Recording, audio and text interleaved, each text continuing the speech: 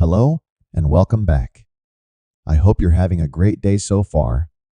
In today's video, we'll be sharing some positive updates on the upcoming increase for Social Security beneficiaries, as well as some concerning news that comes with it. Additionally, we'll dive into the significant developments unfolding in the House of Representatives, where a Democrat is planning to challenge House Speaker Mike Johnson's leadership. Let's get started. If you would mind helping out with real clicks, just give this video a like. That just helps out with a good old YouTube algorithm. And also consider subscribing to my channel if you have not already. Okay, so diving right into our lead story in today's video. So today picks up a new week, and for a while now, Marjorie Taylor Greene has been threatening to remove Mike Johnson from his current role as the House Speaker, much like they did to Kevin McCarthy, and she hasn't yet brought this up for a vote yet. Perhaps she's a little bit afraid of whether or not she's going to have enough people get on board with also removing him from his role, so she's sort of been keeping that in her pocket. I guess not wanting to have her vote fail, but she took two.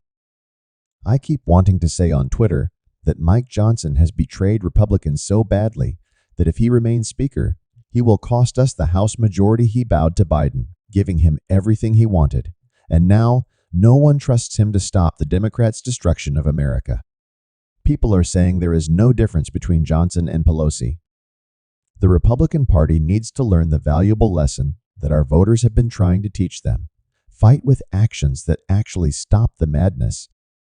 Not run your mouth and pass messaging bills that do nothing and give your voters a reason to vote. Republican, not reasons to give up and lose hope. So obviously she's not very happy that they passed that bill for more for Ukraine, while at the same time not funding her border. And because of that, she's threatening to remove O.U. Johnson from his House Speaker role. So, according to The Hill, Greene has not said when or even if she intends to compel the House to act on her vacate motion, but she's made clear her frustrations with Johnson's policy decisions, particularly his support for Ukraine. Aid that he's opposed before taking over the speakership last October. In recent public appearances, she's all but promised a vote on her resolution is imminent. She said, quote, Mike Johnson's speakership is over. He needs to do the right thing to resign and allow us to move forward in a control process.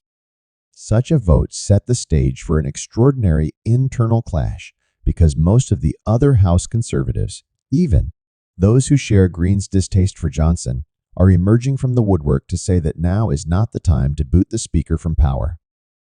Not only has the Republican small majority become even slimmer in the months since the historic vote to remove former House Speaker and Kevin McCarthy, but the calendar has crept closer to November's elections when the House is up for grabs, and even many hardliners are eager to avoid a bitter civil war heading into the poll.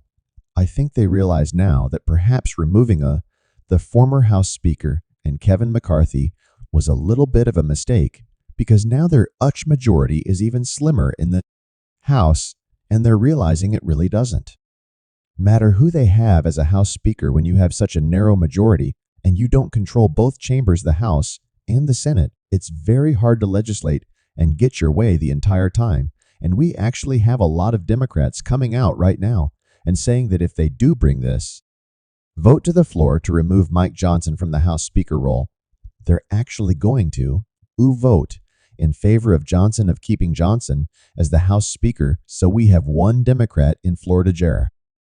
Moskowitz is actually slamming Marjorie Taylor Greene. According to The Hill, so he said on Sunday that he thinks Democrats would be inclined to save Speaker Mike Johnson from a PO.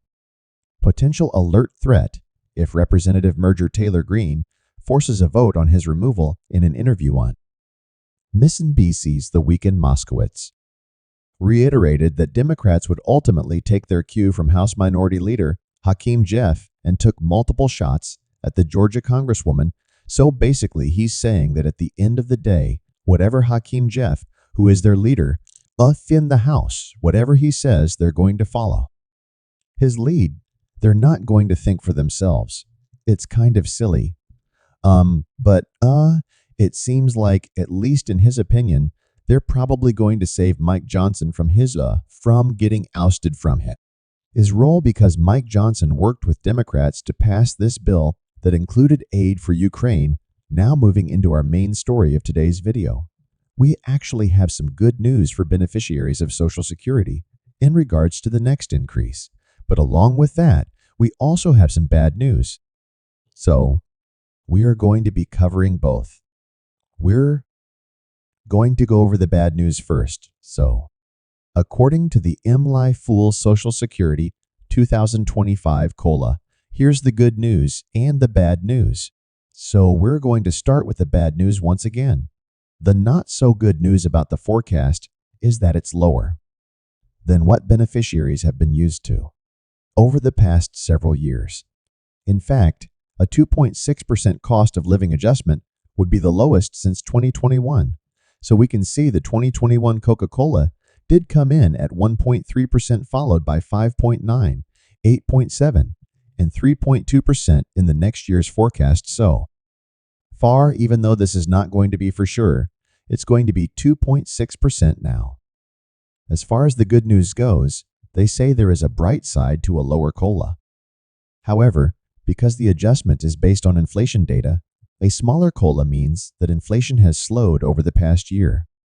Slowing inflation could signal that the cost of living crisis is finally beginning to ease up, while a smaller raise doesn't necessarily feel like a positive lower cost overall, will generally make more of a difference to retirees than slightly larger checks each and every month now. Of course, some more bad news is that a lot of people are reporting that even though we are receiving all these cost living adjustments year over year, they're not actually keeping up with inflation, so they're not actually doing what they're supposed to do, according to the story from CNN. Social Security is not keeping up with inflation, which could weaken despite recent record-breaking Social Security increases. Many senior citizens continue to struggle with the lingering effects of high inflation and soaring prices for essential expenses like food, housing, and utilities. While the 2 consecutive annual boosts brought welcome relief, they haven't been enough to keep pace with the rising cost of living, forcing some seniors to deplete their emergency funds, accumulate credit card debt, or seek assistance programs to make ends meet. According to the Senior Citizens League, a nonpartisan public education and advocacy group, they go on to say that costs remain high, so senior citizens typically get an annual cost adjustment based on inflation, but many of them and their advocates have long complained that the increases don't keep up with their rising expenses. They aren't wrong. Inflation has eaten away at 36% of Social Security benefits buying power since 2000, according to an analysis last year from the Senior Citizens League. Those who retired before 2000 would need a nearly $517 boost in their monthly benefits just to maintain the same level of purchasing power as in 2000, so they certainly aren't wrong. People are seeing that even though their checks are going up year over year because of the cost of living adjustments. The current inflation rate exceeds the cost of living adjustment, indicating that the COLAs are not keeping pace with actual inflation. As seniors notice their Social Security checks failing to keep up with inflation, they may attribute this to President Joe Biden's policies, potentially impacting his popularity ahead of the November election. Share your thoughts on this topic in the comments below. We value your feedback and appreciate your engagement. If you found this video informative, please consider liking and subscribing to our channel for more content. Thank you for watching, and we'll see you in the next video.